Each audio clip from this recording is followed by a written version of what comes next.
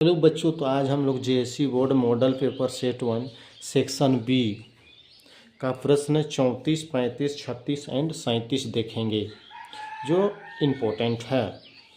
इसमें से जो प्रश्न है 34 नंबर में देखते हैं। यदि लंबवत स्तंभ की ऊंचाई, स्तंभ है, खड़ा है, उसकी ऊंचाई प्रकाश स्रोत से 60 मीटर है। प्रकाश स्रोत से कितना मीटर है? 7 मीटर। अगर मान लिया जाए बेटा यहाँ पर प्रकाश स्रोत है, यहाँ पर लाइट आ रहा है, यहाँ से आ रहा है, तो इसकी ऊंचाई यहाँ से इसकी दूरी कितना मीटर है हम लोग के लिए? 60 मीटर की ऊंचाई है स्तंभ। यहाँ से यहाँ की ऊंचाई 60 मीटर है, लिखेंगे 60 मीटर। अच्छा, तथा प्रकाश से बनने वाले स्तंभ की छाया की लंबाई 20 मीटर है। अब इधर से प्रकाश आ रहा है तो इसका छाया इधर बनेगा बेटा, इस साइड में बनेगा।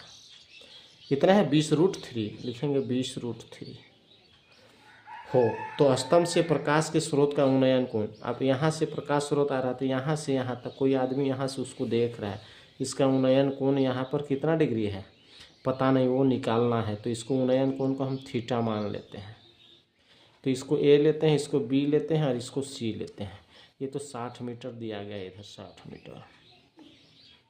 सॉल्यूशन में लिखते हैं बेटा माना उन्नयन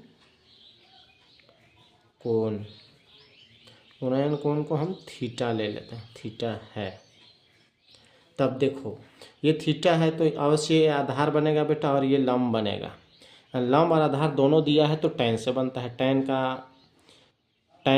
का होता है लंब बटे आधार। तो देखेंगे tan थीटा इक्वल टू का होता है लंब बटे आधार। लंब बटे आधार, लंब का होता है p और आधार का b होता है। तो p का मान कितना दिया है? 60। चूँकि ये है, ये थीटा है तो ये आधार बनेगा b और ये लंब p बनेगा। तो 60 बटे 20√3 बेटा।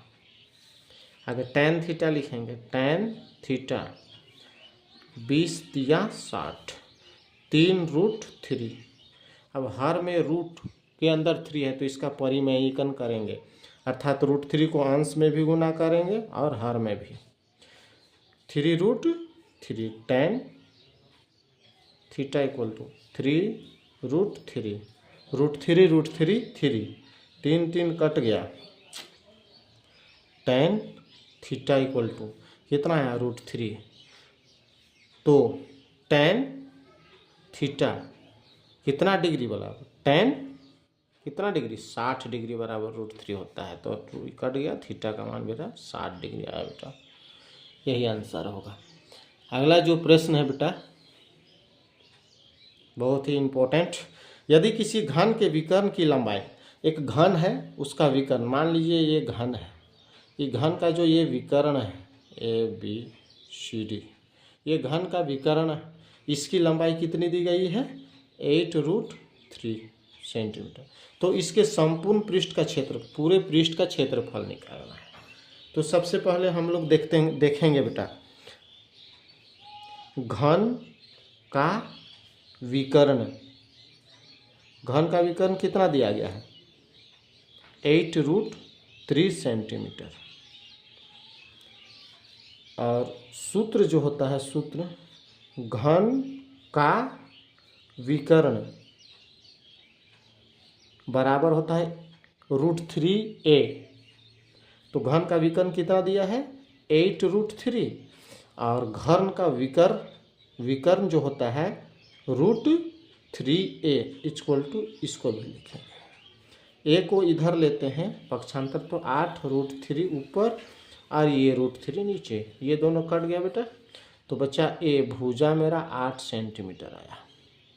अब घन का संपूर्ण पृष्ठीय क्षेत्रफल लिखेंगे, घन, इसलिए घन का कुल पृष्ठीय क्षेत्रफल बराबर क्या होता है?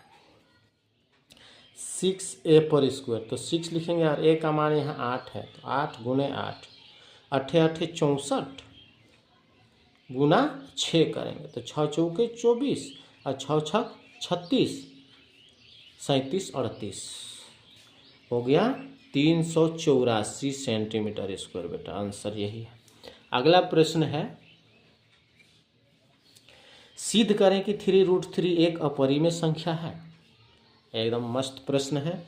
तो माना अपरिमेय संख्या सिद्ध करने के लिए मानना पड़ेगा, तो माना 3√3 एक कैसा संख्या है? परिमेय संख्या, परिमेय संख्या है। हम इसको जबरदस्ती परिमेय मान लिया। तो 3√3 अगर परिमेय है तो P/Q में है, चूंकि परिमेय P/Q में होता है। तब क्या है यहाँ पर, ये 3 जो है इसके साथ √3 के साथ गुना में है, तो √3 को अगर अपने साइड में ही रखें और P/Q जो है ये 3 गुना में है, इधर आके बराबर से भाग में होगा। अब देखेंगे यहाँ पर रूट को हटा देंगे, 3 कर देंगे, इधर रूट हट गया तो P/3Q पर इसको इधर आया तो स्क्वायर हो गया, ये रूट इधर आके स्क्वायर हो गया, इसलिए लिखेंगे 3 परिमेय संख्या, परिमेय संख्या, किंतु P/3Q पर स्क्वायर कैसा है? अपरिमेय संख्या है। अतः हमारी मान्यता को गलत सिद्ध करती है। इसलिए 3√3 अपरिमेय संख्या है।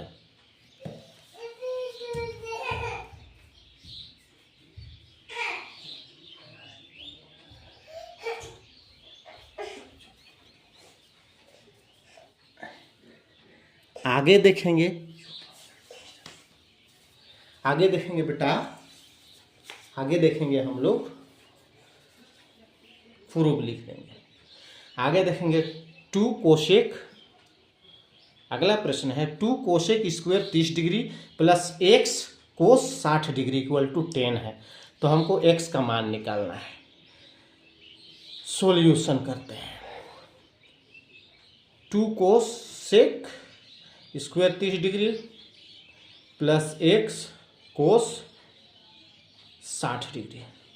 यहाँ हम लोग देखेंगे कोसेक 30 डिग्री का मान होता है, कोसेक 30 डिग्री का मान होता है बेटा 2, और कोस 60 डिग्री का मान 1/2।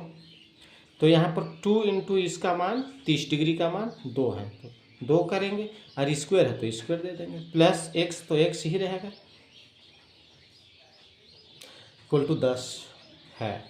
यहाँ पर देखिए, तो x लिखे, फिर कोस 60 डिग्री का मान कितना दिया है? 1/2 इक्वल टू 10, 2 दूना 4, 4 दूना 8 प्लस x एका x/2 इक्वल टू 10। इसके नीचे एक आप एलसीएम ले सकते हैं, या तो इसको डायरेक्ट गुना, 8 दूना 16 प्लस x/2 इक्वल टू 10।